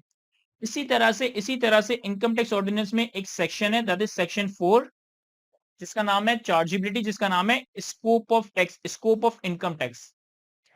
देखिए, अगर आप मुझसे पूछे ना कि सर इनकम टैक्स ऑर्डिनेंस के अंदर कोई 300 साढ़े 300 के करीब टोटल सेक्शंस आ रहे हैं, तो उसमें से सबसे इंपॉर्टेंट, सबसे ज्यादा पावरफुल या सबसे ज्यादा ऑथोरिटेटिव सेक्शन कौन सा है? तो this is section 4 of the income tax ordinance, that is scope of tax. यूं समझ लें कि इनकम टैक्स ऑर्डिनेंस का सेक्शन 4 पूरे इनकम टैक्स ऑर्डिनेंस में रूह का मकाम रखता है, पूरे इनकम टैक्स ऑर्डिनेंस में दिल का मकाम रखता है। रीजन बीइंग कि इनकम टैक्स ऑर्डिनेंस का सेक्शन 4 ही वो सेक्शन है जो कि डिफरेंट तरह के सेक्शंस को ये अथॉरिटी प्रोवाइड करता है, ये पावर्स प्रोवाइड करता है कि आप डिफरेंट तरह की इनकम्स के ऊपर टैक्स चार्ज कर सको। इससे हम यूं भी कह सकते हैं कि ये चार्जेबिलिटी का सेक्शन है, ये चार्जेबिलिटी ऑफ टैक्स का सेक्शन है। देखिए, जितनी भी टैक्स लॉज होते हैं ना, चाहे वो इनकम टैक्स हो, चाहे वो सेल्स टैक्स हो, चाहे वो फेडरल एक्साइज ड्यूटी हो, चाहे वो कस्टम ड्यूटी हो, हर टैक्स लॉ के अंदर चार्जेबिलिटी ऑफ टैक्स का एक सेक्शन जरूर एग्जिस्ट करता है। चाहे मैं इनकम टैक्स की बात करूं, चाहे मैं सेल्स टैक्स की बात करूं, चाहे मैं फेडरल एक्साइज ड्यूटी की बात करूं, चाहे मैं किसी भी टैक्स लॉ की बात करूं, हर टैक्स लॉ के अंदर चार्जेबिलिटी ऑफ टैक्स का एक सेक्शन जरूर एग्जिस्ट करता है। और चार्जेबिलिटी का ये सेक्शन पर्टिकुलर टैक्स लॉ में रूह का मकाम रखता है, दिल का मकाम रखता है, जान का मकाम रखता है। रीजन बीइंग कि ये चार्जेबिलिटी का ही सेक्शन है जो कि डिफरेंट दूसरे सेक्शंस को ये अथॉरिटी देता है, ये पावर देता है कि आप डिफरेंट तरह की चीजों के ऊपर, डिफरेंट तरह की इनकम्स के ऊपर टैक्स इंपोज कर सको। हमारे पास इनकम टैक्स ऑर्डिनेंस में ये जो चार्जेबिलिटी का सेक्शन है, ये सेक्शन 4 है। सेक्शन 4 एक्चुअली तो एक डिटेल्ड सेक्शन है। सेक्शन 4 तो एक्चुअली एक डिटेल्ड सेक्शन है, कोई 1.5 पेज का सेक्शन है। लेकिन फॉर द टाइम बीइंग हम सेक्शन 4 की बहुत ही समराइज वर्डिंग्स रीड करने लगे। सेक्शन 4 एक्चुअली एक डिटेल सेक्शन है जिसे लेटर स्टेज में हम डिटेल में कवर करेंगे। लेकिन फॉर द टाइम बीइंग हम सेक्शन 4 की समरी वर्डिंग्स कवर करेंगे। इनकम टैक्स ऑर्डिनेंस के सेक्शन 4 की समरी वर्डिंग्स या शॉर्ट वर्डिंग्स ये कहती है कि income tax shall be imposed for each tax year on every person who has taxable income as per the applicable tax rate. Income tax shall be imposed for each tax year on every person who has taxable income as per the applicable tax rate. अब बजाहिर section 4 chargeability of income tax, scope of income tax का जो section 4 की हमने एक brief wording discuss की, बजाहिर तो बड़ी ये सिंपल सी वर्डिंग्स हैं। बजाहिर तो बड़ी सिंपल सी वर्डिंग्स हैं। इसका उर्दू तर्जुमा क्या होगा कि इनकम टैक्स लगाया जाएगा हर साल हर शख्स पे जिसके पास इनकम है एप्लीकेबल टैक्स रेट्स के हिसाब से। इनकम टैक्स लगाया जाएगा हर साल हर शख्स पे जिसके पास इनकम है एज पर दी एप्लीकेबल टैक्स रेट्स। बजाय तो बड़ी सिंपल सी अंग्रेजी है, बजाय तो बड़ी सिंपल सी बात लिखी है कि हर शख्स जो कि हर साल कोई ना कोई इनकम कमा रहा है उसे एप्लीकेबल रेट से अपनी इनकम के ऊपर इनकम टैक्स देना होगा। लेकिन जब इसी सेक्शन का पोस्टमार्टम करते हैं एक टैक्स लॉयर, एक टैक्स कंसल्टेंट के पर्सपेक्टिव से, एक टैक्स स्टूडेंट के पर्सपेक्टिव से इस सेशन को देखते हैं, तो यहां पर हमारे पास 5 लीगल जार्गन्स निकल कर आते हैं। यहाँ पे हमारे पास 5 इंपॉर्टेंट टर्म्स निकल कर आती है। Number 1, what is income tax? Income tax का क्या मतलब है? Number 2, what is tax year? Number 2, what is tax year? Number 3, who is person? क्या मैं और आप सिर्फ पर्सन है या कोई आर्टिफिशियल पर्सन भी पर्सन हो सकता है? या मैं और आप सिर्फ नेचुरल पर्सन ही पर्सन है या कोई आर्टिफिशियली क्रिएटेड पर्सन भी पर्सन हो सकता है? Then what is income? Income का क्या मतलब है? इनकम की क्या डेफिनेशन है? And what are the applicable tax rates? Applicable tax rates क्या होंगे जिसके हिसाब से हमने टैक्स देना होगा? बजाहिर तो इनकम टैक्स ऑर्डिनेंस का सेक्शन 4 जो कि बिल का मकाम रखता है, रू का मकाम रखता है, चार्जेबिलिटी ऑफ इनकम टैक्स की बात करता है, इसकी समराइज बड़ी वर्डिंग्स बड़ी सिंपल सी है कि हर वो शख्स हर साल जो कि इनकम कमा रहा है अपनी इनकम के ऊपर एप्लीकेबल रेट के हिसाब से टैक्स देगा। लेकिन जब मैं इसे डिटेल में जाके एनालाइज करता हूँ, इसका पोस्टमार्टम करता हूँ, तो अफेक्टिवली इस सेक्शन से 5 नए सवाल क्रिएट हो जाते हैं। इनकम टैक्स का क्या मतलब है? टैक्सियर किसे कहते हैं? पर्सन कौन कौन है? इनकम की क्या डेफिनेशन है? और एप्लीकेबल टैक्स रेट्स क्या होंगे? एप्लीकेबल टैक्स रेट्स के हवाले से मैंने आपको बताया कि एप्लीकेबल टैक्स रेट्स हमारे पास कहां प्रोवाइडेड होते हैं। सर थोड़ी देर पहले ही मैंने आपसे जिक्र किया इनकम टैक्स ऑर्डिनेंस के फर्स्ट शेड्यूल में हमारे पास टैक्स रेट्स गिवन होते हैं। डिफरेंट तरह के इनकम्स के ऊपर कौन कौन से इनकम के ऊपर क्या क्या टैक्स रेट अप्लाई करने, वो हमारे पास क्या गिवन होगा, वो हमारे पास इनकम टैक्स ऑर्डिनेंस के फर्स्ट शेड्यूल में गिवन होगा। अगर हम यहाँ पर एप्लीकेबल टैक्स रेट की बात करते हैं तो इसका मतलब है कि वो एप्लीकेबल टैक्स रेट्स हमारे पास फर्स्ट शेड्यूल में दिए हुए। अच्छा जी, अब इनकम टैक्स की ऑफिशियल पहली क्लास में मैं क्यों आपको चार्जिंग सेक्शन, मैं क्यों आपको सेक्शन 4, मैं क्यों आपको ये सेक्शन 4 की समरी वर्डिंग्स कवर करवा रहा हूं? रीजन बीइंग कि इस चार्जिंग सेक्शन में ये जो 4 से 5 इंपॉर्टेंट टर्म्स निकल कर आ रही है ना, इनकम टैक्स की डेफिनेशन, टैक्स ईयर का कॉन्सेप्ट, पर्सन का कॉन्सेप्ट, इनकी डेफिनेशन, ये वो फाउंडिंग पिलर्स हैं जिसके ऊपर आपकी इनकम टैक्स की पूरी इमारत कंस्ट्रक्ट होने वाली है। हम आने वाली तकरीबन 2 से 3 क्लासेस में सिर्फ इन 4 टर्म्स की ही चीजों को डिटेल में समझ रहे होंगे। कि इतना आसान नहीं है कि बस इनकम टैक्स कह दिया तो इनकम टैक्स, ये इतना आसान नहीं है कि टैक्स ईयर कह दिया तो टैक्स ईयर, इसके पीछे पूरे-पूरे सेक्शंस हैं, इसके पीछे पूरे-पूरे लॉ के प्रोविजंस, लॉ के कॉन्सेप्ट एग्जिस्ट करते हैं। आने वाले 3-4 क्लासेस के अंदर हम सिर्फ एक-एक टर्म को ही डिटेल में समझ रहे होंगे, एक-एक टर्म को ही डिटेल में समझ रहे होंगे कि इनकम टैक्स की डेफिनेशन क्या है, टैक्स ईयर का क्या कॉन्सेप्ट है, पर्सन का क्या मतलब है, टैक्सेबल इनकम किसको कहते हैं, एप्लीकेबल टैक्स रेट्स क्या-क्या लॉ में प्रोवाइडेड है। और वंस जब हम अपनी बेस स्ट्रांग कर लेंगे, जब हम इन सारे कॉन्सेप्ट्स को डिटेल में कवर कर लेंगे, उसके बाद फिर हम अपनी इनकम की कैलकुलेशंस पर आएंगे। हम सैलरी टैक्सेशन सीखेंगे, हम रेंटल इनकम की टैक्सेशन सीखेंगे, हम कैपिटल गेन की टैक्सेशन सीखेंगे, हम बिजनेस इनकम की टैक्सेशन सीखेंगे। लेकिन वहां तक पहुंचने के लिए हमें पहले इस सेक्शन के सफर को तय करना है, इन सारे कॉन्सेप्ट्स को डिटेल में समझना है, इन सारे कॉन्सेप्ट्स को डिटेल में एनालाइज करना है। फॉर एग्जाम्पल, क्योंकि हमारे पास आज थोड़ा लिमिटेड टाइम है, तो सिर्फ मैं ब्रीफ ओवरव्यू दूंगा इन 4 टर्म्स का। कल की क्लास से हम इन एक-एक टर्म को डिटेल में एनालाइज करेंगे, डिटेल में डिस्कस करेंगे। फॉर एग्जाम्पल कि अगर मैं पर्सन्स की बात करूं, तो हमारी एक नेचुरल अंडरस्टैंडिंग क्या है कि पर्सन का मतलब है मैं और आप। हमारी एक नेचुरल अंडरस्टैंडिंग, कॉमन अंडरस्टैंडिंग क्या कहती है कि पर्सन का मतलब है मैं और आप पर्सन है, मैं पर्सन हूं। नहीं नहीं नहीं, लॉ में ऐसा नहीं है। लॉ में पर्सन को डिफाइन किया गया है, लॉ में पर्सन को डिफाइन किया गया है सेक्शन 80 के तहत। इनकम टैक्स ऑर्डिनेंस के सेक्शन 80 में पर्संस को डिटेल में डिफाइन किया गया, पर्संस को डिटेल में डिस्कस किया गया। Section 80 of the income tax ordinance ये कहता है कि टैक्स लॉ की नजर में टोटल 7 तरह के पर्सन है। टैक्स लॉ की नजर में टोटल 7 तरह के पर्सन हैं। नंबर 1 इंडिविजुअल, मैं और आप।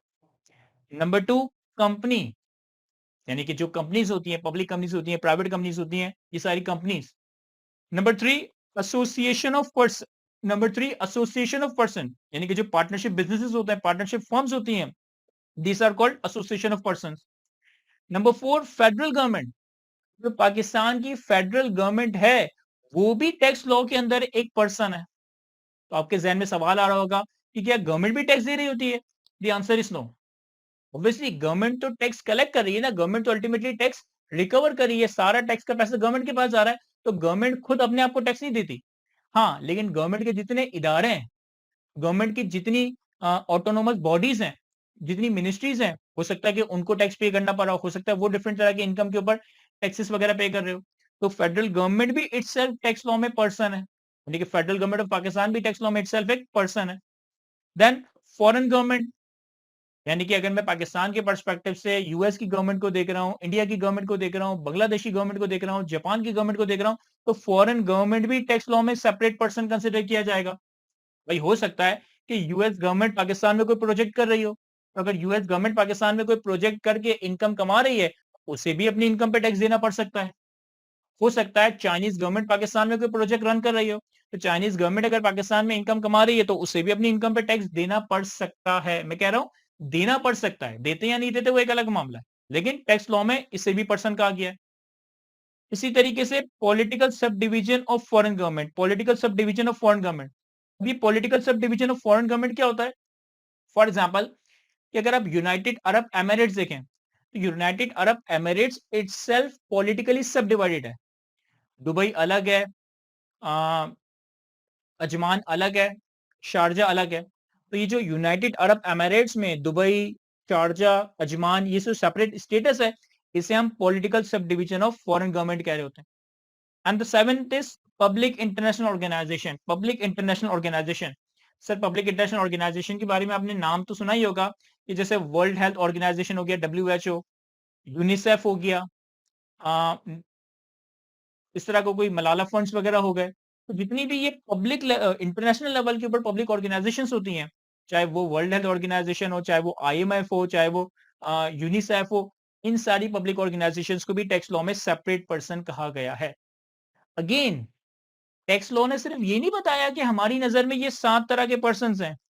टैक्स लॉ ने इन पर्सन को भी डिफाइन किया है। हमारे पास कंपनी की एक डिटेल डेफिनेशन है, हमारे पास एसोसिएशन ऑफ पर्सन की एक डेफिनेशन है, जिसे ऑब्वियसली आज तो नहीं, हम इंशाल्लाह नेक्स्ट क्लासेस के अंदर कवर करेंगे। मैं सिर्फ आपको ब्रीफ ओवरव्यू दे रहा हूं कि लॉ के अंदर 7 तरह के पर्सन हैं: individual, AOP, company, federal government, foreign government, political sub division of foreign government and public international organization. अगर आप गौर करें, इन 7 पर्सन में से सिर्फ इंडिविजुअल वाहिद नेचुरल पर्सन है, सिर्फ इंडिविजुअल वाहिद नेचुरल पर्सन है। बाकी की ये जो 6 है ना, these are artificially created persons, these are artificially created person. इन 7 पर्सन में से सिर्फ इंडिविजुअल मैं और आप ही नेचुरल पर्सन है। बाकी company, AOP, governments, political sub division of governments, public international organization, तो किसी ना किसी लॉ के तहत, किसी ना किसी कानून के तहत आर्टिफिशियली क्रिएटेड पर्सन होते हैं। अच्छी बात यह है, अच्छी बात यह है कि कैफ लेवल पे आपने सिर्फ इंडिविजुअल और ईओपी की टैक्सेशन को कवर करना है। कैफ लेवल पे आपने सिर्फ इंडिविजुअल और ईओपी की टैक्सेशन को कवर करना है। कंपनी की टैक्सेशन आपके कोर्स का पार्ट नहीं है, लेकिन जब इंशाल्लाह आप सीए फाइनल लेवल पे जल्द पहुंच जाएंगे, तो सीए फाइनल लेवल पे आप कंपनी की टैक्सेशन सीख रहे होंगे। For the time being Kaif level के ऊपर आपको इंडिविजुअल की टैक्सेशन सिखाई जाएगी, फॉर द टाइम बीइंग आपको ईओपी, एसोसिएशन ऑफ पर्सन की टैक्सेशन सिखाई जाएगी। अगेन नेक्स्ट क्लास में जब मैं पर्सन्स का कॉन्सेप्ट डिटेल में कवर करूंगा, तो इन सारे पर्सन्स की डेफिनेशंस को मैं डिटेल में डिस्कस करने वाला हूं। तो चार्जिंग सेक्शन में एक कॉन्सेप्ट था हमारे पास पर्सन का, हमने देखा 7 तरह के पर्सन हैं। Individual, AOP, company, federal government, foreign government, political sub division of foreign government and public international organization. Tax rates के बारे में मैंने आपको बताया कि tax rates income tax ordinance के फर्स्ट शेड्यूल में दिए हुए हैं। इसी तरह टैक्स ईयर का एक कॉन्सेप्ट है। अब अगेन टैक्स ईयर का कॉन्सेप्ट हमारी एक सेपरेट क्लास ले रहा होगा, यानी हम एक सेपरेट क्लास के अंदर कवर करेंगे कि टैक्स ईयर का क्या मतलब है, लेकिन अगेन एक ओवरव्यू देता हूं। देखो, हम और आप अपनी नॉर्मल जिंदगी में ईयर के लिए कैलेंडर ईयर का कॉन्सेप्ट इस्तेमाल करते हैं। मैं और आप अपनी पर्सनल लाइफ में या अपनी आम हालात की जिंदगी में ईयर के लिए कैलेंडर ईयर इस्तेमाल करते हैं कि 1 जनवरी से लेकर 31 दिसंबर हमारा कैलेंडर ईयर है। लेकिन अगर हम एक बिजनेस के, एक कंपनी के फाइनेंशियल पर्सपेक्टिव से देखें, अकाउंटिंग के पर्सपेक्टिव से देखें, तो कंपनी का, बिजनेस का फाइनेंशियल ईयर कैलेंडर ईयर से सेम या कैलेंडर ईयर से डिफरेंट भी हो सकता है। हो सकता है एक कंपनी का अकाउंटिंग ईयर 1 जनवरी से लेकर 31 दिसंबर हो, लेकिन ऐसा भी तो हो सकता है कि एक कंपनी का फाइनेंशियल ईयर 1 जुलाई से लेकर 30 जून हो, 1 अक्टूबर से लेकर 30 सितंबर हो, 1 अप्रैल से लेकर 31 मार्च हो। तो कैलेंडर ईयर मैं और आप अपनी पर्सनल लाइफ में फॉलो करते हैं 1 जनवरी से लेकर 31 दिसंबर। बिजनेस की बात करूं, कंपनीज की बात करूं, अकाउंटिंग के पर्सपेक्टिव से बात करूं, तो वहां पर हम फाइनेंशियल ईयर, अकाउंटिंग ईयर का कॉन्सेप्ट इस्तेमाल करते हैं। अकाउंट्स में जो हम अकाउंट्स बनाते हैं, फाइनेंशियल स्टेटमेंट्स बनाते हैं, वो अकाउंटिंग ईयर के हिसाब से बनाते हैं। अब अकाउंटिंग ईयर आपका जनवरी टू दिसंबर भी हो सकता है, जुलाई से जून भी हो सकता है, मार्च से अप्रैल भी हो सकता है, अक्टूबर से सितंबर भी हो सकता है। लेकिन टैक्स लॉ में हम कॉन्सेप्ट फॉलो करते हैं टैक्स ईयर का। टैक्स लॉ में हम कॉन्सेप्ट फॉलो करते हैं टैक्स ईयर का, यानी टैक्स ईयर लॉ में जो इनकम के ऊपर टैक्स दिया जाएगा ना, इनकम के ऊपर टैक्स कैलकुलेट किया जाएगा ना, वो with respect to tax year calculate किया जाएगा। और 3 तरह के टैक्स ईयर है जो कि यहाँ पर एग्जिस्ट करते हैं, जो कि मैं आपको आने वाले वक्तों में कवर करवाऊंगा। That is normal tax year, special tax year and transitional tax year.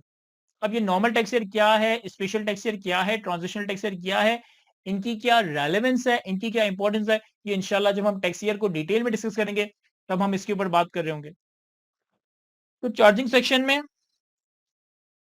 हमने टैक्स रेट्स का जिक्र किया, जो कि हमारे पास इनकम टैक्स ऑर्डिनेंस के फर्स्ट शेड्यूल में गिवन है। पर्सन्स का जिक्र किया, टैक्स लॉ में हमारे पास 7 तरह के पर्सन्स हैं। टैक्स ईयर का जिक्र किया, टैक्स ईयर में हम 3 तरह के टैक्स ईयर्स देखेंगे। इसके अलावा टैक्स और इनकम की डेफिनेशन, टैक्स और इनकम की डेफिनेशन ये भी लॉ में प्रोवाइडेड है। अब देखो, जब मैं टैक्स और लॉ की डेफिनेशन आपके सामने स्क्रीन पे प्रेजेंट कर रहा हूं ना, तो बजाय तो सिर्फ ये 2-4 लाइनें लिखी हुई नजर आ रही है, लेकिन इन 2-4 लाइनों के पीछे भी गहरे मफहूम, गहरे मीनिंग, बहुत सी इंटरप्रिटेशन छुपी है, जिसको हम कवर आने वाली क्लासों में कवर कर रहे होंगे। क्विकली रिकैप करते हैं कि आज की क्लास के अंदर हमने क्या-क्या बातें डिस्कस की। सर, सबसे पहले तो हमने ये बात डिस्कस की कि अगर मैं टैक्सेस को ब्रॉडली क्लासिफाई करूं, बाय नेम 50 तरह के टैक्स हो सकते हैं। Income tax, sales tax, FED, custom duty, value added tax, property tax, vehicle tax, road tax, commercial tax, X Y जी।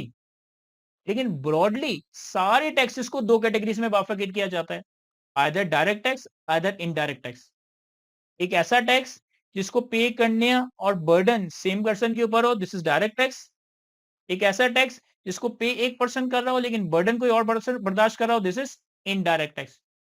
फिर इनकम टैक्स की हमने बात की, डायरेक्ट टैक्स, इनकम टैक्स की हमने बात की, तो हमने इसके स्ट्रक्चर पे बात की कि पाकिस्तान में इनकम टैक्स लॉ के कानून के पीछे इनकम टैक्स ऑर्डिनेंस 2001 एग्जिस्ट करता है। इनकम टैक्स ऑर्डिनेंस को सपोर्ट करने के लिए, असिस्ट करने के लिए, हेल्प करने के लिए इसके साथ-साथ हम इनकम टैक्स रूल्स को देखते हैं। इनकम टैक्स ऑर्डिनेंस के अगर स्ट्रक्चर की बात करें तो इनकम टैक्स ऑर्डिनेंस को ब्रॉडली चैप्टर्स और शेड्यूल्स में तोड़ा गया है। चैप्टर्स के अंदर मल्टीपल सेक्शन, सबसेक्शन, क्लॉजेस, सब क्लॉजेस और प्रोवाइजोस आ रहे होते हैं। शेड्यूल की बात करें तो टोटल 13-14 तरह के शेड्यूल्स एग्जिस्ट करते हैं, लेकिन कैप लेवल पे हम सिर्फ 3 शेड्यूल्स को देखेंगे। First schedule, second schedule and third schedule. First schedule हमारा रेट्स ऑफ टैक्सेस का है, जिसपे डिफरेंट तरह की इनकम के ऊपर चार्ज होने वाला टैक्स रेट बताया गया है। डिविडेंड पे क्या टैक्स रेट अप्लाई होगा, सैलरी पे क्या टैक्स रेट अप्लाई होगा, कैपिटल गेन पे क्या टैक्स रेट अप्लाई होगा, ये सब हमें फर्स्ट शेड्यूल में मिलेगा। सेकंड शेड्यूल हमारे पास टैक्स पेयर के फायदे का शेड्यूल है, कि जब भी लॉ मेकर को, जब भी गवर्नमेंट ऑफ पाकिस्तान को टैक्स पेयर को कोई फायदा देना होगा, टैक्स पेयर को कोई रिलीफ देना होगा, टैक्स पेयर को कोई कंसेशन देना होगा, इसका जिक्र हमें सेकंड शेड्यूल में मिल रहा होगा। थर्ड शेड्यूल हमारे पास डेप्रिसिएशन के रेट्स दिए हुए हैं। जिस तरह से अकाउंटिंग में आप स्ट्रेट लाइन मेथड या रिड्यूसिंग बैलेंस मेथड पे डेप्रिसिएशन चार्ज करते हो, इसी तरीके से टैक्स में डेप्रिसिएशन का डिफरेंट तरीकेकार है, जो हम आने वाले वक्तों में इनकम फ्रॉम बिजनेस के चैप्टर में कवर करेंगे। और जब डेप्रिसिएशन का तरीकेकार बताऊंगा तो डेप्रिसिएशन के रेट्स के लिए हम थर्ड शेड्यूल देख रहे होंगे। इसके बाद हमने इनकम टैक्स ऑर्डिनेंस का सबसे इंपॉर्टेंट, सबसे ज्यादा पावरफुल, सबसे ज्यादा ऑथोरिटेटिव, यानी कि पूरे टैक्स लॉ में रू का मकाम रखने वाला सेक्शन स्टार्ट किया, दैट इज सेक्शन 4, जिसका टाइटल है स्कोप ऑफ टैक्स, जो कि अफेक्टिवली इनकम टैक्स ऑर्डिनेंस की चार्जेबिलिटी का सेक्शन है। इस सेक्शन की अथॉरिटी, इस सेक्शन की पावर इतनी ज्यादा इसलिए है क्योंकि यही वो सेक्शन है जो कि डिफरेंट इनकम टैक्स ऑर्डिनेंस के सेक्शंस को ये अथॉरिटी देता है, ये पावर देता है कि वो डिफरेंट तरह की इनकम के ऊपर टैक्स इंपोज कर सके, टैक्स चार्ज कर सके। अब सेक्शन 4 की अगर मैं समरी वर्डिंग रीड करूं तो tax shall be imposed for each tax year on every person who has taxable income at the applicable tax rates. बड़ी सिंपल सी बात, कि टैक्स लगाया जाएगा हर साल हर उस शख्स पे जो कि इनकम कमा रहा है एज पर दी एप्लीकेबल रेट। टैक्स लगाया जाएगा हर साल हर उस शख्स पे जो कि इनकम कमा रहा है एज पर दी एप्लीकेबल रेट। लेकिन बजाहिर ये सिंपल नजर आने वाला सेक्शन इटसेल्फ बहुत अहमियत, इटसेल्फ बहुत ज्यादा डिटेल अंडरस्टैंडिंग कैरी करता है। इनकम टैक्स की एक अलग डेफिनेशन है, टैक्सियर का एक अलग कॉन्सेप्ट है, पर्सन कौन कौन है ये बताया गया है, इनकम टैक्स या सॉरी इनकम की क्या कॉन्सेप्ट है, और एप्लीकेबल टैक्स रेट्स क्या होंगे। आने वाले कुछ 2 से 3 दिन के अंदर हम इन सिर्फ 3 से 4 टर्म्स को ही डिटेल में समझ रहे होंगे। वंस हम ये टर्म्स को डिटेल में जब समझ लेंगे, उसके बाद फिर हम कैलकुलेशंस के ऊपर आएंगे, सैलरी टैक्स कैलकुलेट करेंगे, रेंटल इनकम पे टैक्स कैलकुलेट करेंगे, बिजनेस इनकम के ऊपर टैक्स वगैरह कैलकुलेट कर रहे होंगे। तो आई होप कि ये सारी बातें मैं आपको अच्छे से एक्सप्लेन कर सका हूँ। अब आपके मैं सवाल लेता हूँ और उसके बाद फिर हम अपनी क्लास वाइंड अप करते हैं। अगर किसी को कोई सवाल नहीं है तो वो यहाँ पर ही लीव कर सकता है, क्योंकि ऑफिशियली हमारी क्लास ऑफ हो गई है, लेकिन आपके सवाल के लिए मैं यहाँ पे मौजूद हूँ।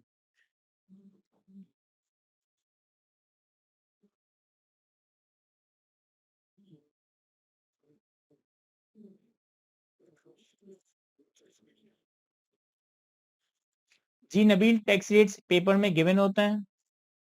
अब्बास अली, कंपनी की डेफिनेशन जब हम कवर करेंगे तब आपको मैं बताऊंगा कि प्रोविंशियल गवर्नमेंट कंपनी की डेफिनेशन में कवर्ड है। दानियाल, फॉरेनर्स अगर इंडिविजुअल है तो वो इंडिविजुअल है, अगर यूनाइटेड नेशंस, यूनिसेफ, डब्ल्यूएचओ इस तरह के हैं तो ये पब्लिक इंटरनेशनल ऑर्गेनाइजेशंस होते हैं। तो ये अब पॉलिटिकल सब डिवीजन का मैंने आपको बताया ना, कि जैसे यूनाइटेड अरब एमिरेट्स है, यूएई है, तो यूएई बेसिकली पॉलिटिकली सब डिवाइडेड है। शारजा अलग है, ओमान अलग है, अजमान अलग है, दुबई अलग है, तो ये पॉलिटिकली सब डिवाइडेड स्टेट्स कहलाए जाते हैं।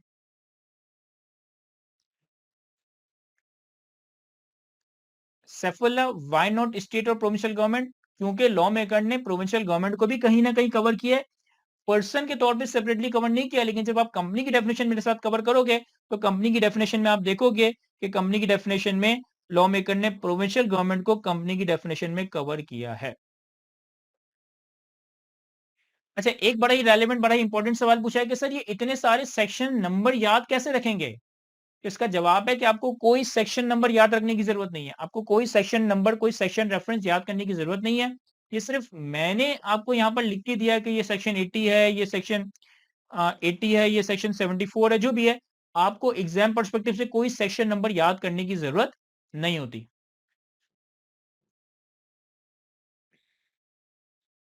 लक्ष्य कुमार, कैपिटल वैल्यू टैक्स एक अलग तरह का टैक्स है जिसके लिए एक अलग कानून है। नबील, टैक्स रिजीम तो बहुत ही एडवांस कॉन्सेप्ट है। जब आप मेरे साथ इनकम टैक्स के एरिया में कोई 6-7 चैप्टर कवर कर लोगे, इनकम फ्रॉम अदर सोर्सेज के एरिया पर आओगे, तब जाकर मैं आपको बताऊंगा कि टैक्स रिजीम क्या होती है। मुदस्सिर, आप कैफ 2 के पब्लिक या रजिस्टर्ड ग्रुप में अगर मौजूद हैं या अगर आपके पास मेरा नंबर है तो मुझे वहां मैसेज कर दें, मैं आपको ड्राइव का लिंक शेयर कर दूंगा। अब्दुल अलीम, मैं साथ साथ आपको बताता जाऊंगा, हर चैप्टर के एंड में मैं मार्क करवाता जाऊंगा कि हर चैप्टर के अंदर आपको क्या क्या चीजें रिटेन करनी है, क्या क्या चीजें याद करनी है। अभी तो सिर्फ बेसिक कॉन्सेप्ट बिल्ड हो रहा है, लेकिन हर चैप्टर के एंड में मुझे रिमाइंड आपने करवाना भी है और मैं भी आपको बताता जाऊंगा कि हर चैप्टर में आपको क्या क्या चीजें रिटेन करनी है। कॉन्सेप्चुअली तो ऑब्वियसली जो जो बातें मैं बता रहा हूँ वो अपनी मादरी जबान में कॉन्सेप्चुअली तो समझनी है। समरा, ये मैंने ऑलरेडी बताया था कि हमारा जो बैच है वो स्मार्ट प्लस लाइव चल रहा होगा, तो अगर एक चीज स्मार्ट में आपने ऑलरेडी पढ़ ली है या एक चीज आपने लाइफ में ऑलरेडी पढ़ ली है, वो आपको दोबारा से डबल डबल पढ़ने की जरूरत नहीं है। अलीना, कस्टमर पे बर्डन इसलिए रखा जाता है क्योंकि गवर्नमेंट का काम तो लोगों से टैक्स लेना है ना, ताकि वो अपनी मशीनरी को रन कर सके। अगर गवर्नमेंट टैक्सेस ही नहीं लेगी, उनके पास पैसे ही नहीं होंगे, तो वो आर्मी को पैसे कहाँ से देगी, पब्लिक डेवलपमेंट पर खर्चा कहाँ से करेगी, करप्शन कहाँ से करेगी, अपने इदारों को सैलरीज कहाँ से देगी। तो गवर्नमेंट ये नहीं सोचती कि कंज्यूमर पे बर्डन नहीं रखना, गवर्नमेंट ये सोचती है कि हमने गवर्नमेंट कैसे चलानी है। नबील, मैंने गलती से ओमान बोल दिया था, मैं अजमान कहना चाह रहा था।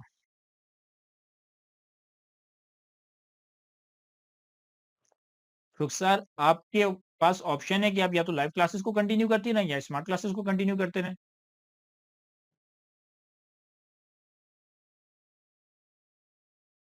नहीं सिमरा, मैंने पूरे बैच को लेकर चलना है।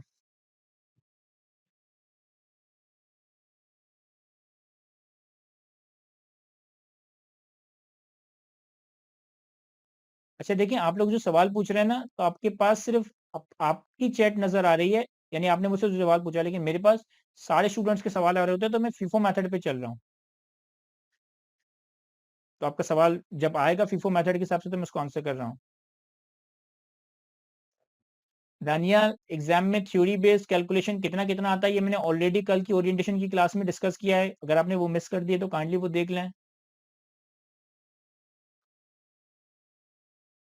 जी, अश अस सॉरी अगर आपका नाम मैं गलत प्रोनाउंस कर रहा हूँ, अशर रजा, बिल्कुल ऐसा ही है। ये सिर्फ स्ट्रक्चरिंग के लिए इस तरह से स्ट्रक्चर किया गया है।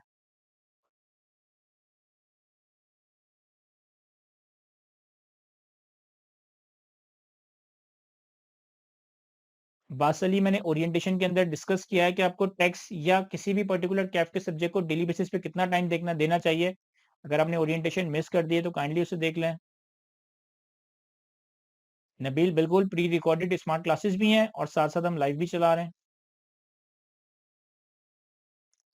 नूर जैनब, इंशाल्लाह आज ही स्मार्ट क्लासेस के अंदर मैं कुछ मजीद नए चैप्टर्स ऐड कर दूंगा। जी रुखसार, मैं आज इंशाल्लाह 2-4 चैप्टर इंक्लूडिंग सैलरी अपलोड कर दूंगा स्मार्ट क्लासेस फॉर्मेट पे। मुझे से डेली तो नहीं, लेकिन वीक में 3 से 4 क्लासेस तो होंगी। शाह जैब, अभी मैं अपनी बुक जो है अपडेट कर रहा हूँ as per the new scheme, as per the new law. इसमें मुझे 10 से 15 दिन लगेंगे। जैसे ही बुक अपडेट हो जाएगी, मैं आप लोगों को ग्रुप पे इन्फॉर्म कर दूंगा कि अब आप नई बुक बाय कर सकते हैं, और सॉफ्ट में बुक मैं वैसे भी ड्राइव पे शेयर कर दूंगा। नबील, ये कैसे पॉसिबल है कि जो चीज आपने 4-6 महीने में कवर करनी है वो डे 1 पे मैं रिकॉर्ड करके एक साथ आपको प्रोवाइड कर दूं। जिस एरिया में लॉ में चेंजेस नहीं आई, जिस एरिया में कोर्स में चेंज नहीं आया, वो मैं आपको बिल्कुल प्रोवाइड कर दूंगा। लेकिन जहां जहां लॉ में चेंजेस हैं, जहां जहां नई चीजें ऐड हुई हैं, वो ऑब्वियसली मुझे रिकॉर्ड करनी पड़ेगी। रिकॉर्ड करने में टाइम लगेगा ओवर द पीरियड। जो मैंने आपके साथ एक स्मार्ट स्टडी प्लान शेयर किया है, उस प्लान के हिसाब से मैं इंशाल्लाह पोर्टल पे अपलोड करता जाऊंगा। ऑनलाइन परचेज कर सकते हैं मतलब, देखिए सॉफ्ट कॉपी तो नोट आपको मिलेगी मिलेगी, फ्री में मिलेगी। हार्ड कॉपी या तो आप कैंपस विजिट करके परचेज कर सकते हैं या अपने पास डिलीवर करवा सकते हैं। नहीं हाजिरा लाइव क्लासेस कॉम्प्लीमेंट्री क्यों होंगी? सिमरा, बुक जो है वो इंशाल्लाह अगले 10 से 15 दिन में आ जाएगी। नबील, मेक श्योर कि आप रजिस्टर्ड ग्रुप में एंटर्ड हो। अगर आप रजिस्टर्ड स्टूडेंट हो तो आप एडमिन को बोलें कि आपको रजिस्टर्ड स्टूडेंट के व्हाट्सएप ग्रुप पे शेयर करें, और वहां पे मैसेज कर दे तो मैं लिंक दोबारा से शेयर कर दूंगा या असद शेयर कर देगा। चलिए जी, आई गेस कि मैंने सारे सवालों का जवाब दे दिया है, तो आज की अपनी डिस्कशन को यहीं तक रखते हैं। नेक्स्ट क्लास हमारी पॉसिबली मोस्ट लाइकली जो है थर्सडे को या फ्राइडे को कंडक्ट हो रही होगी। मैं ग्रुप पे और फॉर द टाइम बिंग शुरू की 8-10 क्लासेस तक आप लोगों को सोशल मीडिया प्लेटफॉर्म्स के ऊपर भी अनाउंस कर रहूँगा, ग्रुप पे भी अनाउंस कर रहूँगा। तो नेक्स्ट क्लास हमारी मोस्ट लाइकली परसों या तरसों कंडक्ट की जाएगी। अपना बहुत सारा ख्याल रखिएगा। इंशाल्लाह नेक्स्ट क्लास में मुलाकात होगी। Thank you.